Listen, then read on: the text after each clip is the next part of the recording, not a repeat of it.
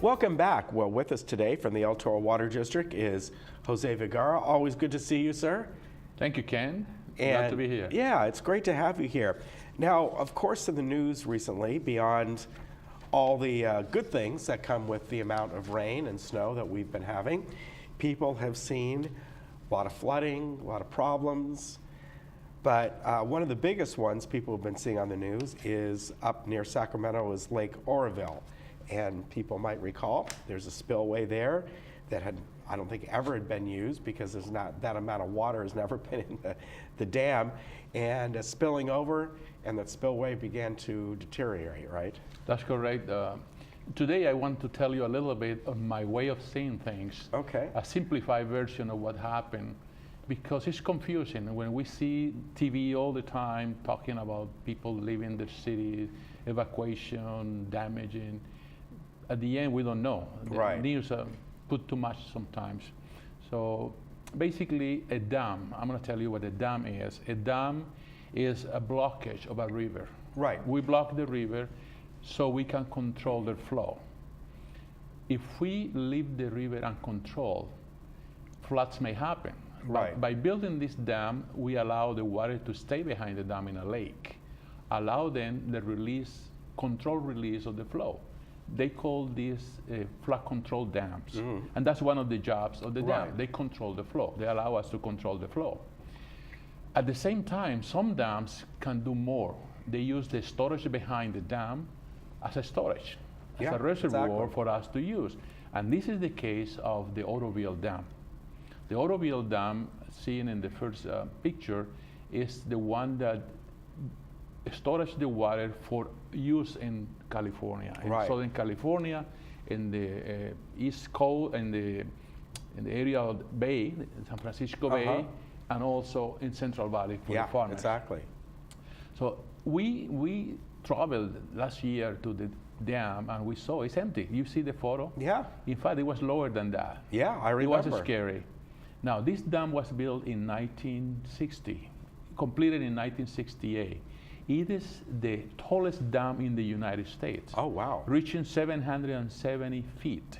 It's even taller than the Hoover Dam. And Colorado I didn't realize that. The Hoover Dam comes close second. But this is to tell you, and the difference is the Hoover Dam is a concrete dam. This is earth. This is dirt. Okay. So this is compacted, of course, engineered. So that's why here you don't see the massive thing like when you look at Hoover. Actually, it is more massive because it's a lot of dirt. Right. It has to be built engineering-wise with a core inside to protect. So the dam is fine. The only problem is that built in 1968, there is a room for controlling the water. However, if ever the dam gets too full, the water will spill over. And they build a special chute in concrete for let the water go. That chute that we see in this picture has been built since 1968, used probably several times. So that's what happened this time. It rained so much that they had to release water through the spillway, and they lit and released this way. Now, this is the main spillway, and before we move to the next slide, let me tell you, if you remember in your driveway, it's a concrete driveway. Right. On the sides, when it rains, tend to remove dirt from the side. Right. And eventually it will get inside underneath the concrete. So when you come with the car, it breaks. That's exactly what happened here. Sure, exactly. You can see the water actually went through the sides and created a vacuum inside, breaking the concrete. Yeah. So once it breaks once, a few minutes, it completed the damage. Exactly. Yeah. So that's what happened. So this is a picture of the dam when it was breaking. You see at the bottom, there is a little bit of turbulence.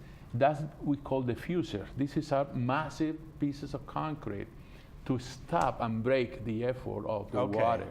Because if we let the water go into the river that way, it will suffocate. It will create a massive hole. So that's what happened. Because of this problem, they had to stop the spillway. And they let the water flow on the side. They call it emergency spillway. It's a crest that allows the water to flow like a sheet flow. And that's off to the side on the side. That will show in the next slide. That flow that shows the only, you can see, the yellow is flowing down.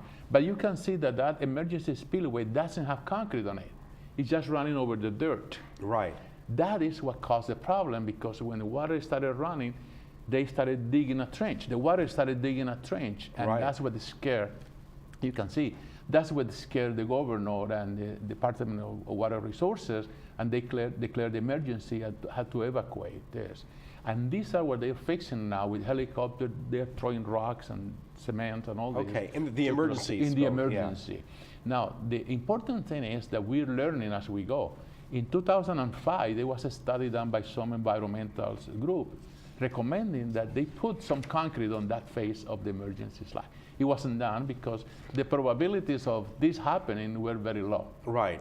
So this is what happened, and that's the reason it's happening. So is this more of a rendering we're seeing here? of no, what it- no, this is an actual photo. Oh, wow, It okay. is unbelievable. So on this this is the emergency spillway on this side?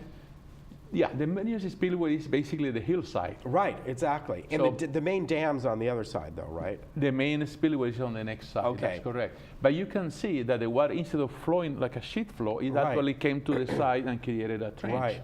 which is showing in the next picture. You can see in the next picture, well, you see the silica and the cement that they're using Right. to fill the gaps. But in the next picture, we have definitely a view of exactly. See? Yeah. This is what the water did in the spillway that Wow. is not protected with concrete. Doesn't have the diffusers to remove the energy, so it created this problem. Now, what are they going to be doing? The main spillway, this concrete, cannot be fixed until the summer. Right, exactly. And then this one, they are trying to fix it by, they have tons of lots of trucks and Right. cement trucks and rocks and equipment trying to fix this so they can, in a given time, release it. Now, the problem that we have right now is maybe we prayed too much last year for water. Yeah. And they sent too much water. Yeah. And we say, well, this is a lot of water. And the problem is we have limited capacity in the aqueduct Right. to flow down. The aqueduct is right now flowing full. So this water cannot get into the aqueduct, Yeah. so it's going to the ocean. So we're losing lots of water to the ocean. Right. Because we don't have the capacity. You can see Lake Oroville is actually sending the water to the Feather River, which goes into the Sacramento River, and eventually will go to the Delta. Okay. At the Delta, south of the Delta is where we have the pumps that come down here. Right. So that's exactly what's happening, and hopefully the state are going to be continuing helping. If this dam, for any reason, would fail, we'll be in trouble. We won't be able to get the water that we get. Right. Plus, if there is a breakage in the dam, it will flood that portion of the Central Valley also. Right. So we need to keep an eye. However, this is part of the infrastructure problem in the U.S. There are 87,000 dams in the U.S. Wow. 87, That's between incredible. small and large. Yeah. And 17% of them have been declared a critical stage. Yeah. That they need to be repaired for some reason. They need to be upgraded. The dam built in the 1960s, 50 years later, there is some improvement that needs to be done. Yeah, exactly. Because the standard has changed also. So, in the other hand, speaking about the water conservation, you remember the governor declared 2 years in a row Right. drought. There was some movement from some of the agencies in Orange County and they sent a letter and resolution to the governor asking to stop the emergency situation in Orange County because we don't have an emergency anymore, according to the agency that sent the request. But the governor said, no, we're going to keep the emergency the way it is. And in April, at the end of the water year, because we count October Right. to April, the water year, at the end of the water year in April, he will make a decision whether this resolution will contain on a permanent basis or it will be suspended or changed in a way. Okay. So we're pending on that resolution, but you know, we have too much water and we want to use it. Yeah, we don't have, exactly. we want to release a little bit. It's about improving the yeah. the People fund can for the use it. infrastructure overall. You know, for when this does happen, the storage of it can be much more efficient. That's correct. Yeah. Good to see you. Great, Okay, great photos. Thank you Thank you, Ken. Thank you very for much. bringing this. Really, really interesting stuff, and I appreciate it.